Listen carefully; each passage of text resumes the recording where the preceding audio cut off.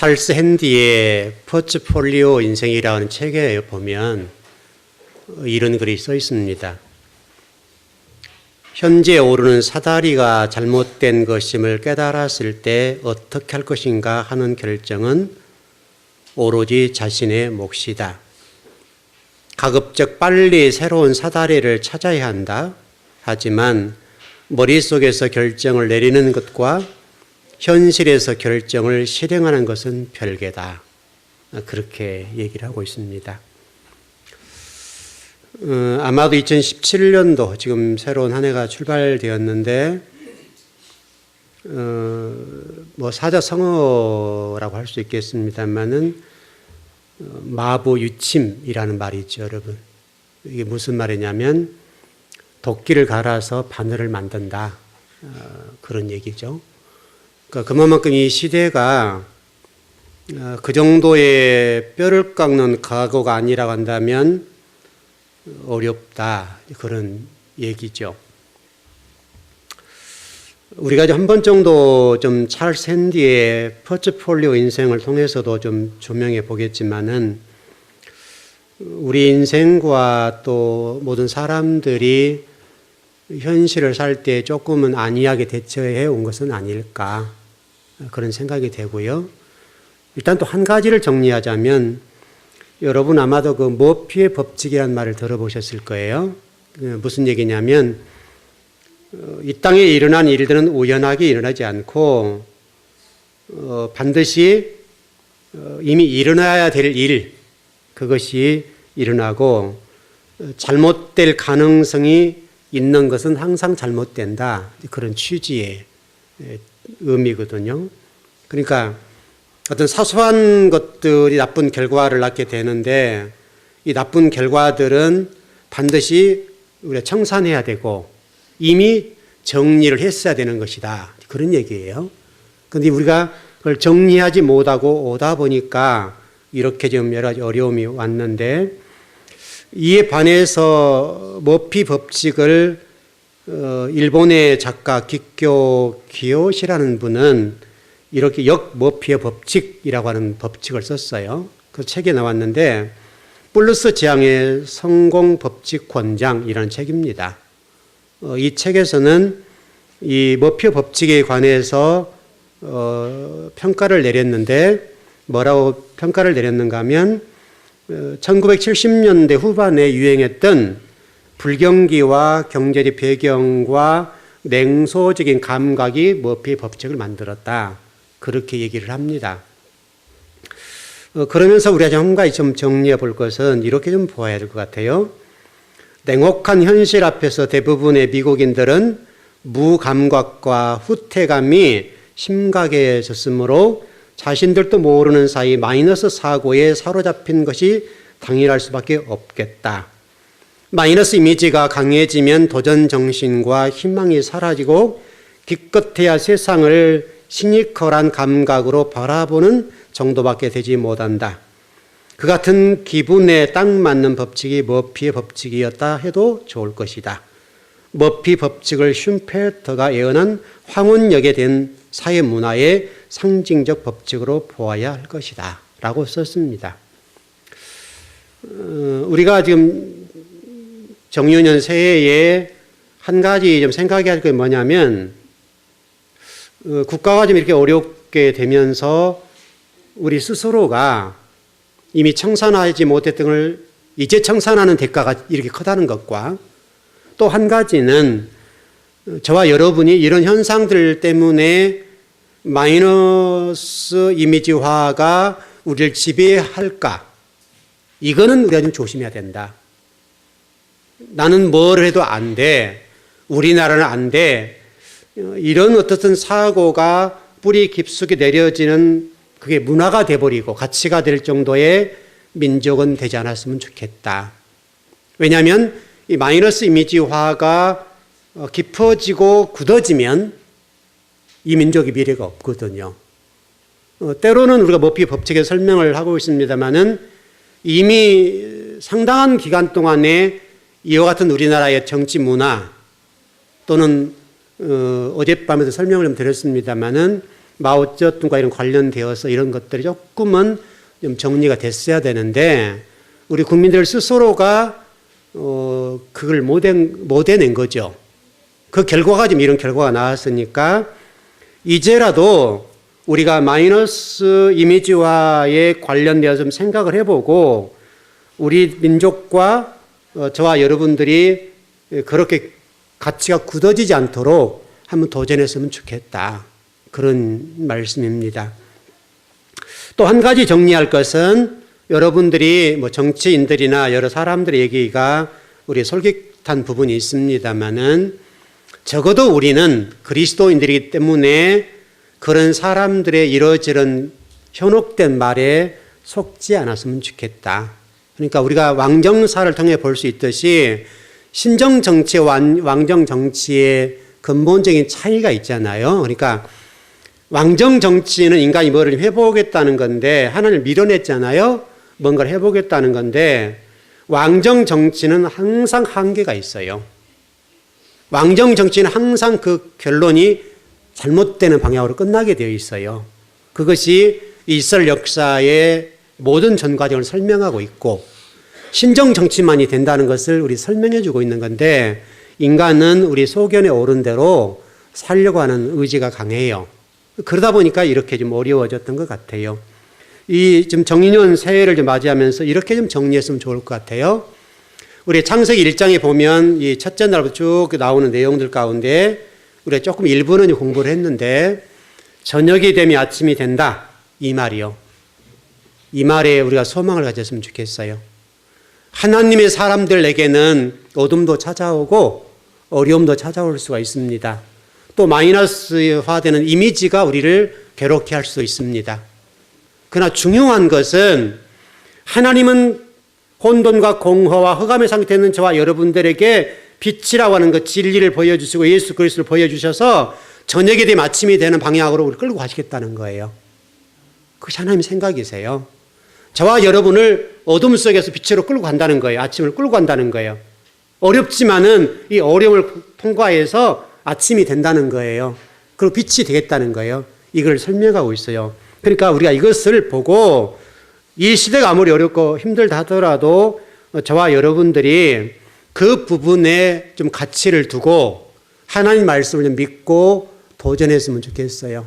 나로는 안 되지만 이 땅으로는 안 되지만 하나님이 저와 여러분 함께 하시고 진리의 빛과 생명의 빛, 지식의 빛이 저와 여러분을 함께 해주시고 예수 그리스도가 저와 여러분에게 함께 해주신다면 어둠은 반드시 빛이 될 수가 있어요. 어둠은 항상 진리를 통해서 밝아지게 돼 있어요. 어둠은 물러가게 돼 있다고요. 우리가 그걸 좀 생각해 보았으면 좋겠어요.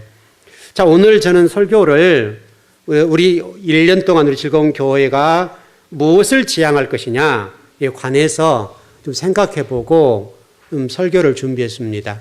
그래서 오늘 여러분 설교 제목이 우리가 하나님의 형상을 회복할 이유 이렇게 좀 잡았는데 우리 지금 요한계시록 지금 나가고 있잖아요. 그렇지만 두세 주 정도, 좀 길면 3주 정도 갈 것 같은데 이 부분을 좀 다루고 계시록으로 넘어가서 공부를 하겠습니다.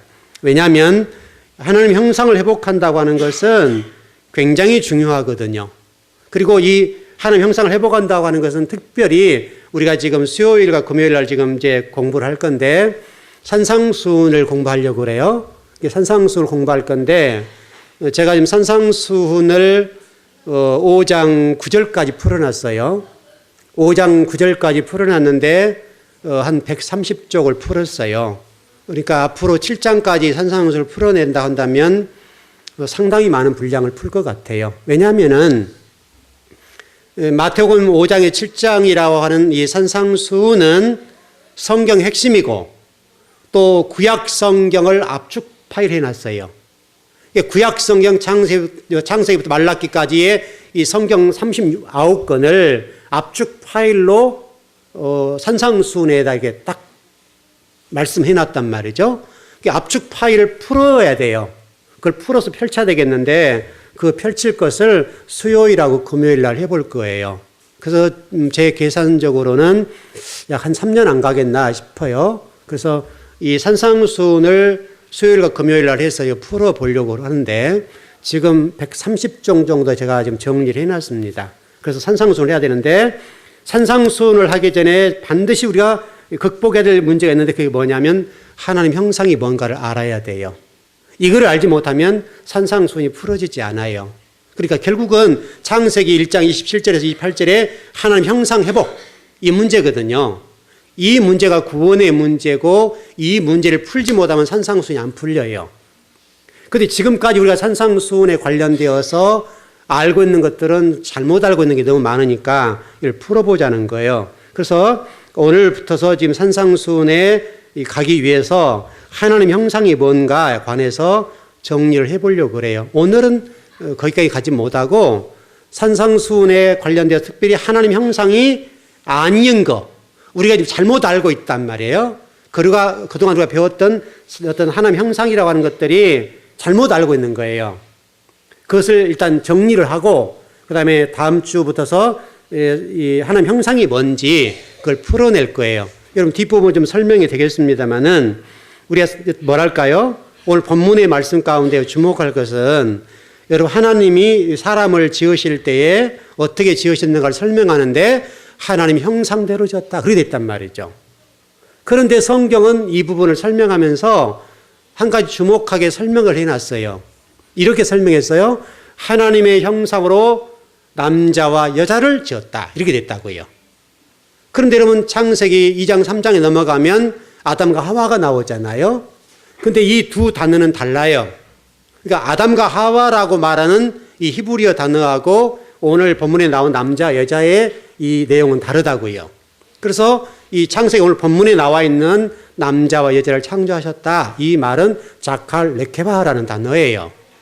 결국 저와 여러분이 지금 이걸 향해 가야 되는 건데 이게 구원이 완성되는 거예요. 그러니까 여러분 신약 시대의 구원만 설명하는 것이 아니라 이미 구약부터서 구약을 뭐랄까요? 이 구원의 문제를 정리해 놨단 말이죠. 그러니까 이 신약의 내용이 이걸 통과하지 않으면 안 되는 거예요. 그러니까 자칼 레케바라고 하는 하나님 형상을 회복하지 않으면 구원이 이루어지지 않아요. 그러니까 무엇보다 중요한 말씀이거든요. 그런데 2장 3장에 넘어가서 아담과 하와라고 하는 것은 여러분 수없이 많이 들었을 텐데 이 아담 하와를 이샤 남자 여자 그렇게 얘기하는 건데 이샤 이거예요. 그게 전혀 다르단 말이죠. 이샤하고 자칼 레케바라는 이 남자 여자의 내용은요 하늘과 땅과는 달라요. 이게 바로 이제 하나님 형상의 문제고 아담과 하와의 문제거든요. 그러니까 우리는 지금까지는 이 남자와 여자의 문제를 이렇게 보지 않았어요. 그냥 보편적으로 이샤 이 정도만 해도 잘 본 거예요. 그런데 창세기에서는 분명하게 27절 28절에서 남자와 여자를 창조하셨다고 말씀하시면서 이 내용을 명확하게 선을 딱 그어놨어요. 이샤다. 하나님 형상은 이시와 뭐죠? 자칼과 레케바다. 이샤에서 자칼 레케바로 가야 된다. 이걸 설명해 놓은 거란 말이죠. 이걸 통과하지 않으면 안 돼. 그러면 구원이 이루어지지 않아요. 여러분 단순하게 되는 것이 아니라고요. 우리가 이미 제가 여러분에게 말씀을 드렸습니다마는 구원의 문제를 다룰 때 이신칭의 문제를 한번 다룬 적이 있잖아요. 바로 루터의 종교개혁 이신칭의 문제가 저와 여러분 예수님을 입으로 시인하고 믿으면 구원받는다라고 이렇게 단순하게 처리했는데요. 이렇게 되질 않아요. 될 수가 없어요. 왜냐하면 만일에 그렇게 된다면 주체가 우리가 구원의 주체가 되어서 이룰 수가 없어요. 왜냐하면 사람마다 다 다르거든요. 왜냐하면 기준점이 다 다르기 때문에 완벽하지 않아요. 그러니까 모든 사람들이 그것을 이루기 위해서 행위적인 믿음, 행위적인 구원, 믿음의 문제, 행위의 문제를 행위로 보고 처리해 가는 거죠. 그래서 우리가 노력해야 되는 거예요. 그러면 여러분 그건 구원이 완성이 안 돼요. 그럼 하나님 은혜가 되질 않죠. 내가 들어가니까. 그러니까 이 믿음의 문제, 구원의 문제는 하나님 전적인 은혜예요. 그래서 전번에 이렇게 설명을 드렸어요. 바로 그 믿음이라고 하는 게 뭔가를 설명할 때 하나님이 믿음이시다. 예수 그리스도가 믿음이다. 그렇게 설명드렸죠. 그거예요. 그분이 저와 여러분들에게 믿음이 되셔요. 그리고 구원해 주세요. 그분들이 은혜를 주신 거예요. 그리고 말씀하세요. 하나님 형상으로 내가 너를 자칼 레케바로 만들었다. 근데 너희들이 선악과를 따먹고 이샤가 되었으니까 다시 이샤에서 선악과 이전 상태인 자칼 레케바로 돌아가야 된다. 그 말이에요. 그냥 선악과 문제가 이샤로 됐으니까요. 그럼 선악과 이후에 아담과 하와의 문제는 처음 형상에서 여러분 잘못됐다는 말이잖아요. 그 성경이 설명해요. 그러니까 선악과를 따먹고 나니까 자칼과 네케바였던 하나님의 형상을 입었던 사람들이 이슈이사가 돼버렸어요. 전혀 새로운 사람이 된 거예요. 하나님과 분리되고 하나님과 떨어지는 그런 사람이 되었어요. 그래서 하나님이 떠나버리잖아요. 그래서 짐승으로 보고 하나님이 떠나신다고요. 그런 문제예요. 그러니까 이렇게 되면 안 되잖아요, 여러분. 근데 거기에 우리가 예수님을 어떻게 믿어요? 어떻게 우리 하나님을 믿을 수 있겠어요? 이슈이사로는 안 돼. 왜? 선악과가 되어 있기 때문에 우리는 선악의 기준이 되어 있어요. 그래서 구원이 안 돼요.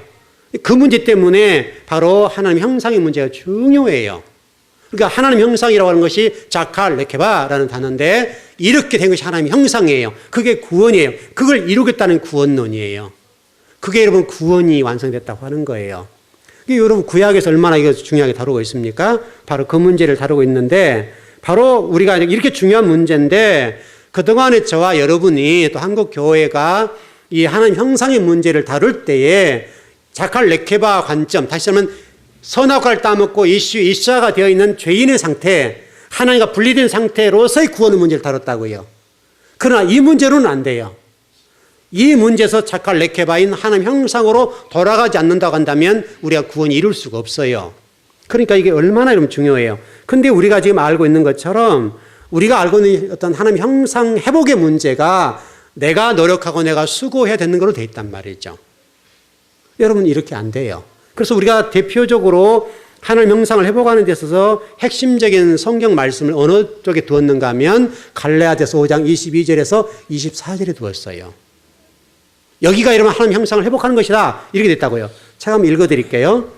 이 성령의 여러분 9가지 열매잖아요. 하나님 속성이라고 하는 건데 오직 성령의 열매는 사랑과 희락과 화평과 오래 참음과 자비와 양성과 충성과 온유와 절제니 같은 것을 금지할 법이 없다 이렇게 됐다고요. 이게 하나님의 성품 또는 하나님의 속성이라고 그러잖아요, 여러분. 또 성령의 9가지 열매라고 그래요. 근데 지금 우리가 하나님의 형상을 회복하는 데 있어서 어떻게 풀었는가 하면 이 갈라디아서 5장 22절에서 24절처럼 이렇게 되어야 하나님 형상이 회복된다고 배웠단 말이죠. 그래서 저와 여러분들이 사랑부터 시작해서 마지막 단계인 절제까지 우리가 완성해 가려고 몸부림쳤단 말이죠. 그럼 과연 우리가 이 성령의 9가지 열매 또는 하나님의 속성, 하나님의 이 뭐랄까요? 우리가 알고 있는 형상의 회복의 문제에 있어서 이 문제가 과연 될 수 있겠는가 이거예요. 여러분들이 이 9가지 열매 가운데 한 가지라도 완성할 수 있는 분이 이 땅에 있는가 보세요. 이 성령의 9가지 열매를 또는 하나님의 속성의 문제를 단 한 사람도 이룰 수 없어요. 여러분 이룰 수 있습니까, 여러분? 첫 번째 사랑의 문제예요. 여러분이 사랑이라는 단어 속에 하나님의 속성의 그 사랑, 그 정도 수준에 이룰 수 있겠냐고요. 누구도 못 이루어요. 이룰 수 없어요, 여러분. 이해를 돕기 위해서 좀 설명을 드려볼게요. 이렇게 한번 정리를 해보면 좋을 것 같아요. 여러분이 이제 사랑을 누군가 한다라고 얘기하잖아요. 사랑을 할 때 여러분이 사랑을 하면 어떻게 사랑을 해요? 맹목적으로 정말 예수 그리스도의 그런 로고스적인 사랑을 할 수 있겠냐고요. 우리가 과연 그런 사랑을 합니까? 우리는 조건적이잖아요. 조건적이면 부부도 마찬가지, 이웃도 마찬가지, 나라와 국민도 마찬가지 다 조건적인 사랑이에요. 일방적인 사랑이 없다고요. 네가 나 이만큼 해줘 그럼 내가 이만큼 사랑해 이런 그렇게 돼 있죠. 누구도 그래요, 여러분. 이 땅에 존재하는 사람들 가운데는 또 더 나가서 여러분 자신 여러분을 사랑합니까, 여러분? 못해요.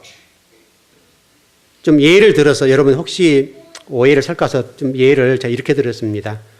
여러분은 예를 드릴 수가 없고 동생을 좀 예를 들어보겠는데요. 이렇게 좀 예를 들어볼게요.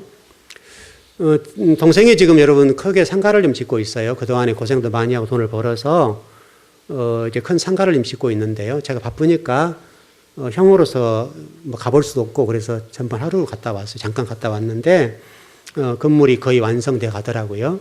완성돼 가는데 형으로서 기쁘죠. 왜냐하면 큰 사업을 하다가 다 말아먹고 무일푼을 시작해서 한 15년 동안 정말 고생했거든요. 고생해서 일구었으니까 동생을 봐도 자랑스럽죠. 참 애썼다 이런 생각이 들어요.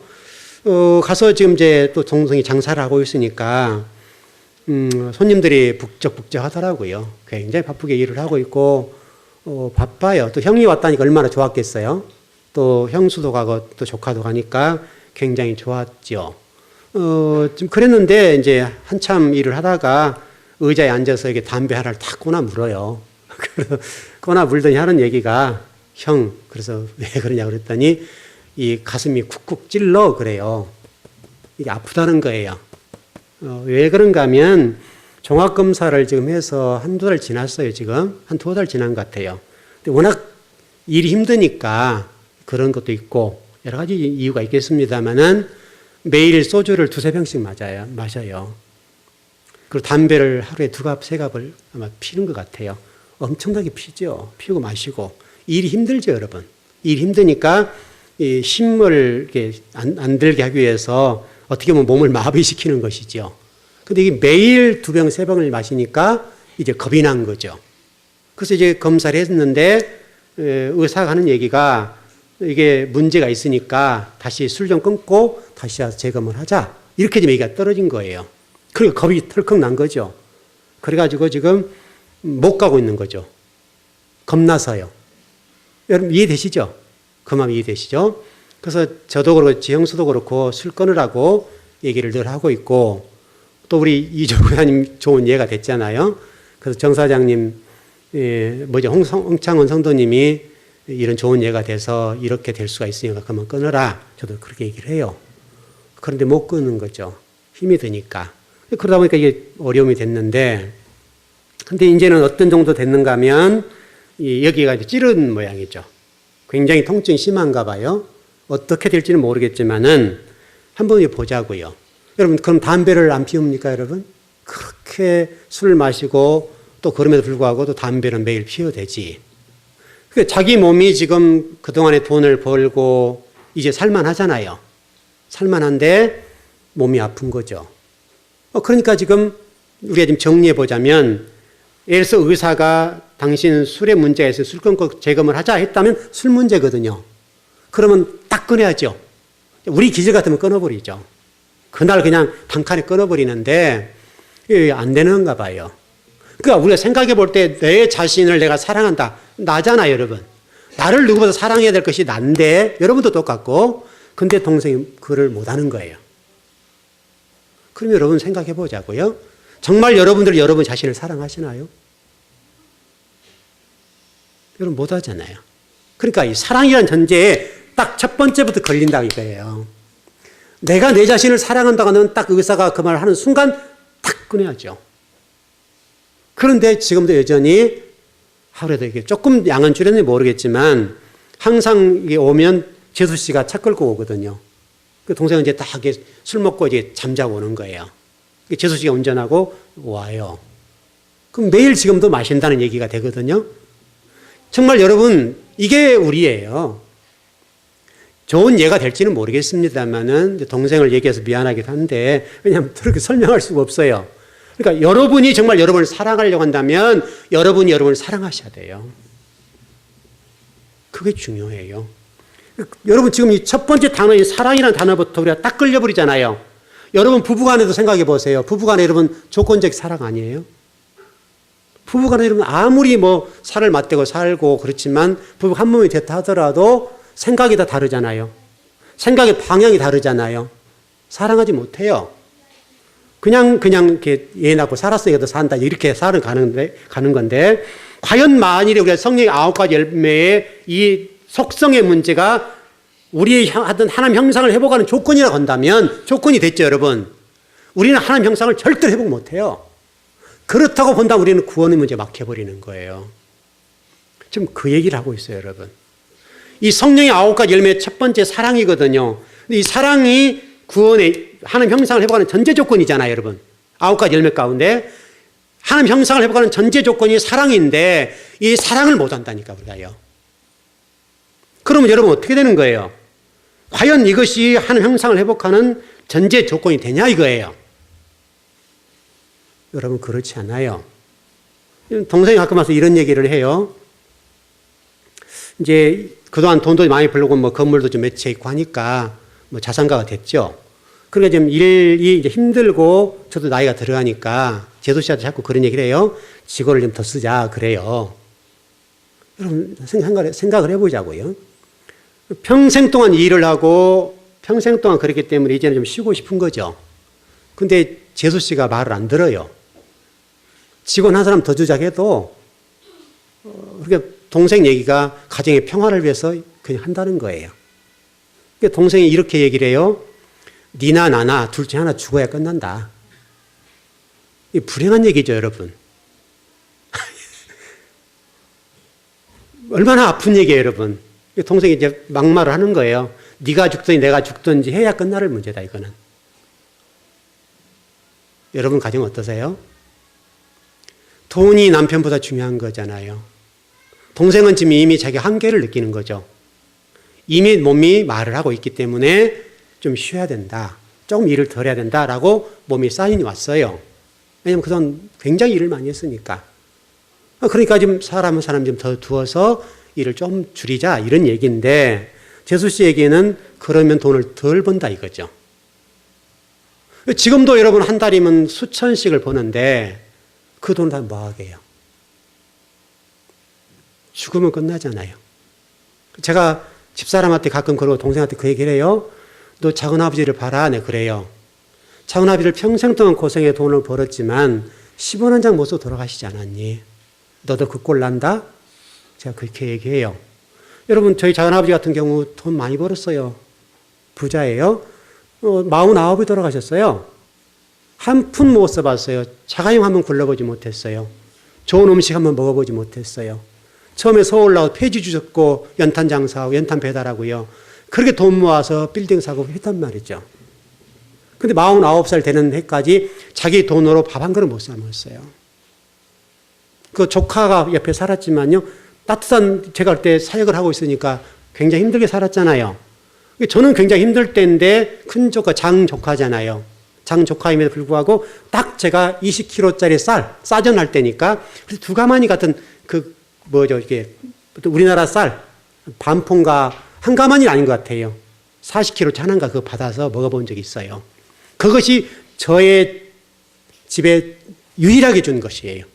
저희 아버지 돌아갔을 때도 그냥 부의금도 안 했어요. 그 정도로 짜게 살았어요. 잘 살거든요. 그때는 잘 살았거든요. 아버님 돌아가셨는데 형님 장형님이잖아요. 형님 돌아가셨는데도 부의금을 안 할 정도로 돈이 찼어요. 왜냐하면 작은 엄마한테 못하는 거예요. 못하게 하니까 싸우니까 못했어요. 그리고 49에 돌아가셨는데 10원 한 장 못 써 돌아가셨어요. 근데 그 이후로 여러분 뭐라고 얘기한 줄 아세요? 그 모든 돈을 누가 벌었다고 얘기할게요, 여러분? 작은어머니가 고생해서 벌었다고 그래요. 신랑 없어요. 제가 그래서 동생한테 그 얘기해요. 너 작은아버지 잘 알지? 너도 그 꼴 나니까 너 그러지 마라.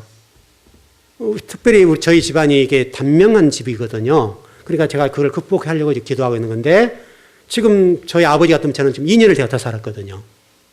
49에 작은아버지 돌아가시고 저희 아버지는 55해 되는 때 돌아가셨으니까. 생각해 보세요, 여러분. 그렇다고 우리가 그렇게 살면 안 되잖아요. 그래서 형제가 나한테 형 뭐 생일 맞았으면 좀 따뜻하게 뭐 케이크라도 사 먹어. 조카들하고 밥 한 끼 먹어. 한 번도 해본 적이 없어요. 10원 한 장 해본 적이 없어요. 잘 살아서 저는 막 힘들 때 목회하니까 교회 개척하고 힘들게 왔으니까 얼마나 힘들었겠어요. 이 개척할 때 여러분 지도 건축을 해보지만 해보니까 힘들어요. 저는 돈 가지고 있으면서 힘든데 우리 교회 건축과 땅 위에 개척해서 해야 할 때 얼마나 힘들었겠어요. 제가. 여러분 다 아시다시피 제가 여러분 생리가 6개 빠질 정도 힘들었잖아요. 생리가 6개 빠져버렸다고요. 그 정도 힘이 들었는데 동생이 힘든 줄 몰라요. 10원 한 장 보탠 적 없어요. 그 정도로 살아왔어요. 그런데 동생이 몇 번째 그 얘기를 해요. 니나 나 중에 하나 죽어야 끝나는 문제다 이게. 서글프죠 여러분. 부부간이 정말 남편이 죽고 아내가 죽으면 무슨 상관이 있겠어요. 여러분 돈이 중심이 되고 남편이 죽어버리면 이게 뭐가 되겠어요. 그러면 이 부부간에 지금 이 아내가 남편을 사랑하는 거예요 여러분. 그래서 동생이 늘 재수 씨를 향해서 욕을 해요. 좀 죄송한데 설교에서 좀 죄송합니다. 하여튼 이해하고 들으십시오. 미친년 그래요. 얼마나 아픈 얘기예요 여러분. 미친년이라고 그래요. 돈이 중심이 되고 남편을 돈으로 생각하니까 막 욕을 해요. 나 부끄러울 때가 많아요. 재수 씨 앞에서 그럴 때 낯이 부끄러워요. 근데 왜 저렇게 욕을 한가 했더니 그런 문제가 있는 것 같아요. 남편이 지금 죽겠다고 하는데 한 사람을 더 안 두는 거예요. 그러니까 안 싸우려고 하니까 어쩔 수 없이 가는 거죠. 정말 여러분 이게 사랑입니까, 여러분? 근데 여러분 자식한테는 여러분 어떻게 하는 줄 아세요? 자식은 여러분 지금 걔가 25살이에요. 지금 이제 26 됐네요. 홍대 다니는데 홍대 건축가를 설계 하고 그러는데 여러분 그 벤츠 아시죠? 7천 얼마 8천 얼마짜리 있잖아요. 그걸 사서 줬어요. 그리고 전국에 디스코텍이 뭔지 요즘 뭔지 모르겠는데 전국을 휩쓸어 버린대요. 걔가 가는 곳마다 그냥 VIP가 된 거예요. 춤을 그렇게 잘 춘대요. 그럼 걔가 사람 몰고 다니니까 아예 들어가면 돈을 안 받는데요. 그 정도로 춤을 잘 춘대요. 얼마나 갖다 돈을 쏟아부었겠어요. 카드 줘서 펑펑 쓰는 거죠. 자식한테는 엄청나게 써버리니까 여러분 7, 8천 된 벤츠를 여러분 대학교 다니는 애가 끌고 다닐 이유가 있어요? 대기업의 사장 자격도 아니고 지 아버지는 10원 한 장 벌려고 그렇게 애를 쓰고 노력하는데 그렇게 벤츠를 끌고 다니면서 그렇게 살아야 되겠어요, 여러분? 이 자식은 그렇게 사랑하고 그렇게 하면서도 사람을 안 두고 남편이 지금 죽어간다는데도 그런단 말이죠. 여러분 우리 성도들 잘 들으셔야 돼요. 남편이 죽고 아내가 죽고 돈 있으면 뭐 할 거예요? 아무 의미 없어요. 그러니까 여러분 하나님 형상에서 이 사랑이라는 전제가 하나님의 어떤 형상을 회복하는 전제 조건이 된다고 한다면 그것은 안 된다니까요, 여러분. 인간은 항상 자기 중심이고 물질 중심이 돼 있어요. 물질이 우상이란 말이죠, 지금. 지금 젊은이가 그런지 모르지만 남편 죽어버리고 나면 얼마나 비참한데요. 그리고 어른들이 그런 얘기 하잖아요. 신랑은 이게 구들장에서 그냥 누워있다 하더라도 그 신랑이 있을 때가 좋을 때다. 또 미기고 또 앉히고 다 해야 한다 하더라도 그 남편이 있을 때 그 그늘이라고 하는 것이 그렇게 중요한 것이다. 젊은이가 그걸 이해 못하는 거죠. 아마 우리 연세 드신 우리 권사님들이나 좀 연세 드신 분들은 이해되시죠, 여러분? 그 신랑이 물론 힘들게 한 분도 계시기 때문에 그렇지는 모르지만은 그래도 그 신랑이 있을 때 좋았잖아요, 여러분. 그 신랑이 있을 때가 자식들 한 번이나 도왔잖아요. 두 번째 넘어가 볼게요, 여러분. 두 번째 하나님 형상을 회복하는데 조건이 희락이에요. 희락. 이 즐거움 행복이라고 웃는다 이런 말이잖아요. 여러분 그 K-팝 스타가 요즘 굉장히 인기 방해의 마지막이라고 그러는데요. 최근에 그 박진영 씨가 어떤 젊은 아이가 노래할 때 아주 유명한 말을 하더라고요. 참 그분은 철학이 있고 개념이 있어요. 어떤 아이가 노래를 와서 하는데 잘해요. 여러분 그 정도 하면 다 잘하는 애잖아요. 좀 몇 번이 걸쳐서 올라왔으니까 잘한다고요. 근데 이 박진영 씨가 심사위원으로서 뭐라고 얘기하는가 하면 너 노래할 때 다른 사람한테 기쁨 주려고 하지 말고 네가 기뻐라 그렇게 얘기해요. 네가 기쁘지 않는데 어떻게 다른 사람을 기쁘게 할 수 있겠니? 이게 가식이라는 거예요, 가식. 네가 기뻐야 감동받고 네가 즐거워야 다른 사람은 감동이 되고 웃지. 네가 웃지 않고 다른 사람을 위해서 노래하지 말고 너를 위해서 노래하라. 그러면 맞는 얘기죠. 노래는 우리가 되게 이렇게 생각하지. 가수들이 다른 사람을 위해서 노래한다 그렇게 생각하잖아요. 근데 박진영 씨는 역으로 너를 위해서 노래하라는 거예요. 너를 위해서. 다른 사람 위해서 노래하지 말라는 거예요. 다른 사람을 즐겁게 하고 감동을 이게 하려고 그러는 건데 지가 행복하지 않는데 어떻게 다른 사람을 감동을 시킬 수 있겠냐는 거죠. 가식적으로 기술적으로 할지 몰라도 노래라고 하는 건 다 안다는 거예요. 감정 느끼니까. 바로 이게 희락이에요, 여러분. 설교도 똑같죠, 여러분. 저도 설교를 지금 한 20년째 하는데요. 설교처럼 어려운 게 없어요. 하면 할수록 어렵고, 연기자도 그런 얘기 많이 하던데, 연기하는 분들이 처음에는 몰랐는데 하면 할수록 어렵다. 그 얘기 하는 것처럼 설교를 20년 했으면 여러분 오래 했잖아요. 그 평신도 사역까지 설교를 따지면요. 거의 30년까지 설교를 했거든요, 제가. 30년까지 설교를 했는데, 그런데 지금 가면 정말 설교가 어려워요. 제가 그렇게 성경 공부를 많이 하고 하는데도 얼마나 설교가 어려운지 몰라요. 정말 제가 설교에 은혜 받지 못하고 감동 받지 못하고 설교를 제가 와서 그런 단에서 하잖아요. 덩어리에서 이렇게 식은땀이 흘러요. 여러분은 절대 그거 알 수 없는 거예요. 정말 설교를 멋지게 할 수 있고 미사오를 잘 쓸 수 있는데요. 그런데 어떤 경우들은 제가 감동받지 못하고 은혜 받지 못하고 단에 쓸 수 있잖아요. 제가 그렇게 연구라고 하지만은 그런 상황에 산에 서서 여러분은 은혜 받을지 모르지만 제 등에서는 땀이 흐를 때가 있어요. 진짜로 그래요. 식은땀이 촥촥 흘러요. 왜냐하면 제가 은혜 받지 못하고 감동받지 못하고 올라올 때요. 준비하지 못하고 올라올 때. 물론 제가 지금까지 20년 이상 설교하면서 그냥 건성으로 올라온 적은 단 한 번도 없어요. 누구보다도 정성을 다하고 누구보다 애를 쓰고 올라와요. 그렇지만은 혹시라도 그 부분이 부족한 부분이 있고 제가 생각했을 때 이것이다라고 하는 선이 있어요. 항상 그 선에 이르지 못하면 제가 설교 마무리를 안 지어요. 그러니까 항상 제 나름대로 어떤 감각이잖아요. 그건 어떤 해왔으니까 이 정도면 됐다 하는 그게 있어요. 그 선에 이르러야 되겠는데 그 선에 이르지 못하고 단에 쓸 수가 있단 말이죠. 그럴 때는 이런 등에서 식은땀이 쫙쫙 흘러요. 이 단에서 어떻게 한지를 몰라요. 그렇게 중요해요. 왜냐하면 제가 은혜 받지 못하면 여러분 은혜 못 받아요. 왜냐하면 감정의 표현이 전달이 안 되니까요. 영적인 문제가 안 되니까 그렇다고요. 지어낸 웃음들은 얼마든지 할 수가 있어요. 또 미사어구를 잘 써서 설교도 잘 할 수 있어요. 그러나 제가 감동 없는 설교는 여러분도 감동이 없어요. 그게 여러분 희락이에요. 세 번째를 한번 볼까요? 충성인데 똑같은 얘기인데요. 여기까지 정리를 해보십시다. 충성이라고 하는 조건이 하나님 형상을 회복하는 조건이라고 본다면 우리는 충성할 수 있겠는가? 못합니다. 이렇게 좀 생각해 봤어요.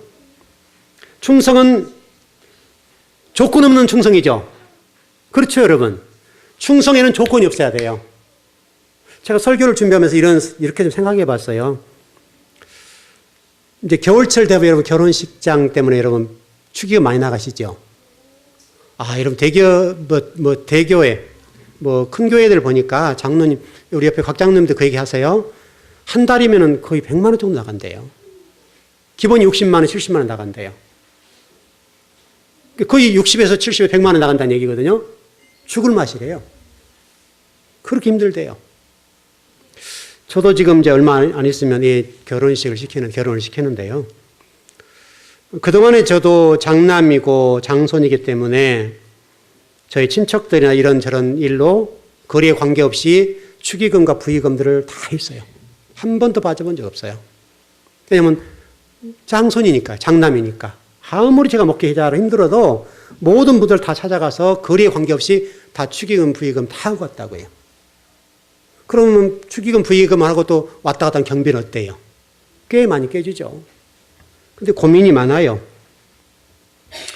이제 얼마 안 있으면 딸이 결혼하고 그러게 되는데 이거 어떻게 해야 될 것인가.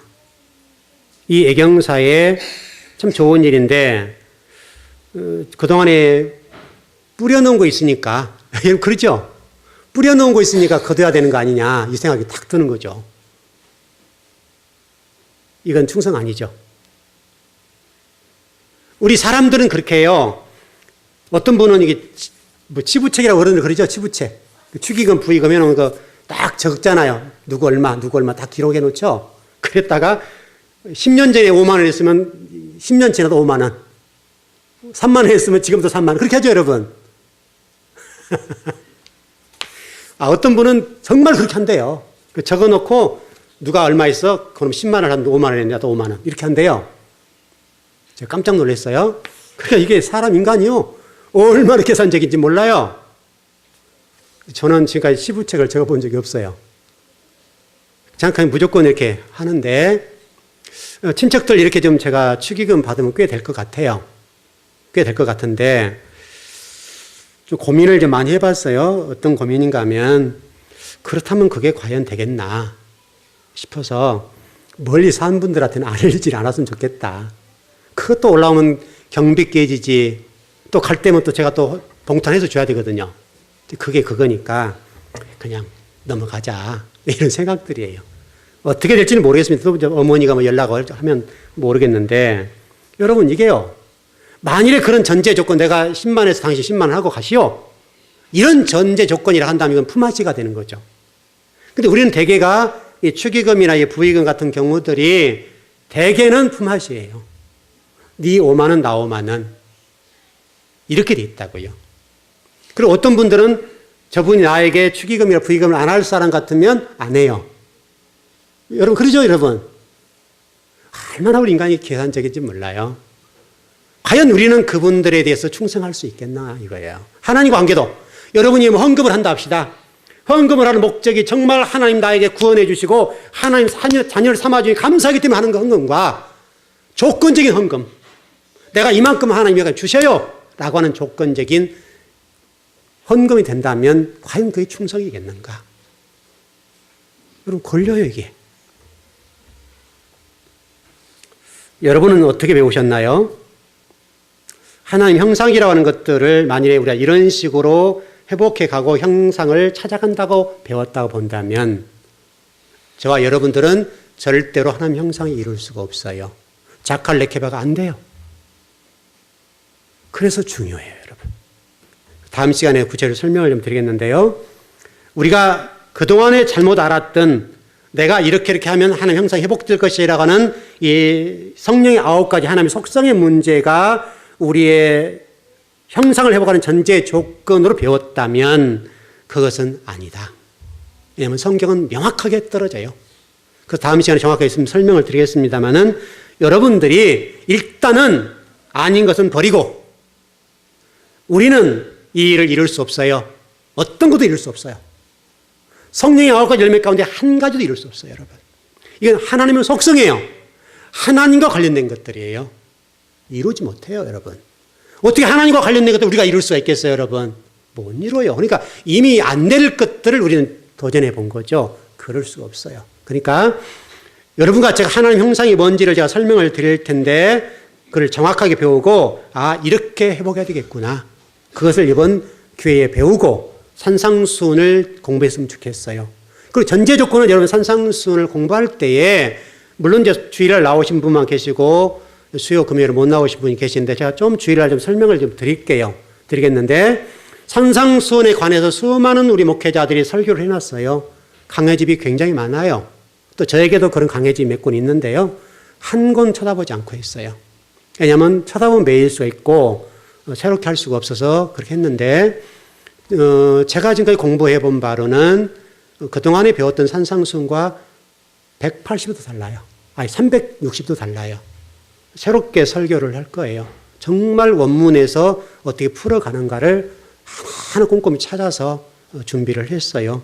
그때 잘 배웠으면 좋겠고 여러분이 산상수훈의 압축 파일을 착 열어서 신앙이 이런 것이구나 정확하게 배우고 여러분 정말 하나님 형상을 해보겠으면 좋겠어요.